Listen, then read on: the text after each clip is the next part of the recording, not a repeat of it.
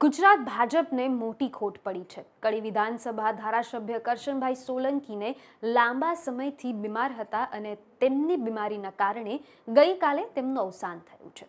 કઈ બીમારીના કારણે તેમનું નિધન થયું છે અને શું છે તેમના કાર્યકાળ તે વાત કરીશું આ વિડિયો દરમિયાન। નમસ્કાર, હું જાનવી બારોટ બીબી ન્યૂઝ ગુજરાતમાં આપનું હાર્દિક સ્વાગત કરું છું। ગુજરાત ભાજપના દિગ્ગજ નેતા અને કડી વિધાનસભા ક્ષેત્રના ભાજપ વરિષ્ઠ ધારાસભ્ય કરશનભાઈ સોલંકીનું લાંબી માંદગી બાદ અવસાન થયું છે। નગરાસણ ગામમાં વતની કરશનભાઈ છેલ્લા 2 ટર્મથી કડી વિધાનસભાનું પ્રતિનિધિત્વ કરી રહ્યા હતા।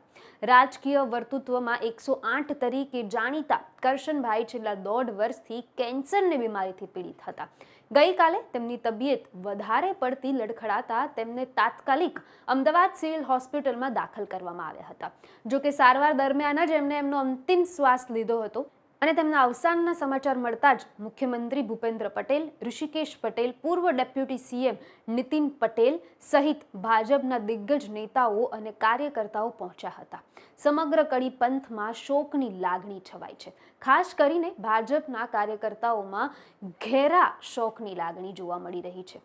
સીએમ પાટીલે તેમના આશ્વાસન અને દુઃખ વ્યક્ત કરતા સોશિયલ મીડિયા પર પણ એક ટ્વીટ જણાવી હતી। કરશનભાઈએ તેમના રાજકીય કાર્યકાળ દરમિયાન કડી વિસ્તારના વિકાસ માટે નોંધપાત્ર યોગદાન આપ્યું છે। તેઓ સતત 2 ટર્મથી વિધાનસભામાં ચૂંટીને આવ્યા હતા, જે તેમને લોકપ્રિય અને કાર્યક્ષમતાનો પુરાવો છે। તેમના અવસાનથી ગુજરાત રાજકારણમાં એક અનુભવી નેતા ખોટ સર્જાઈ છે।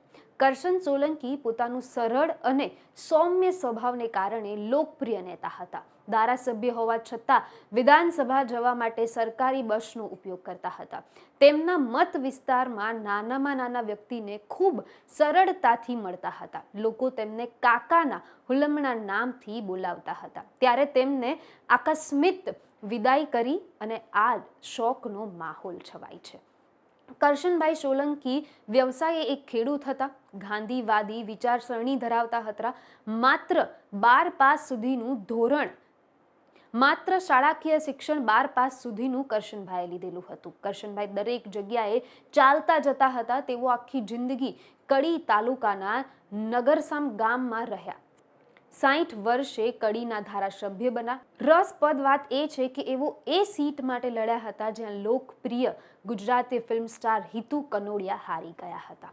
ધારાસભ્ય હોવા છતાં વિધાનસભા જવા માટે તેઓ બસનો ઉપયોગ કરતા હતા। તેમના સુધી પહોંચવા નાનામાં નાના વ્યક્તિએ પણ વધારે પ્રયત્નો ન કરવા પડતા અને સરળ રીતે એમની સાથે વાતચીત કરતા હતા। વધુ સમાચાર, વધુ વિગત સાથે ફરી મુલાકાત કરીશ। ત્યાં સુધી મને રજા આપો। નમસ્કાર।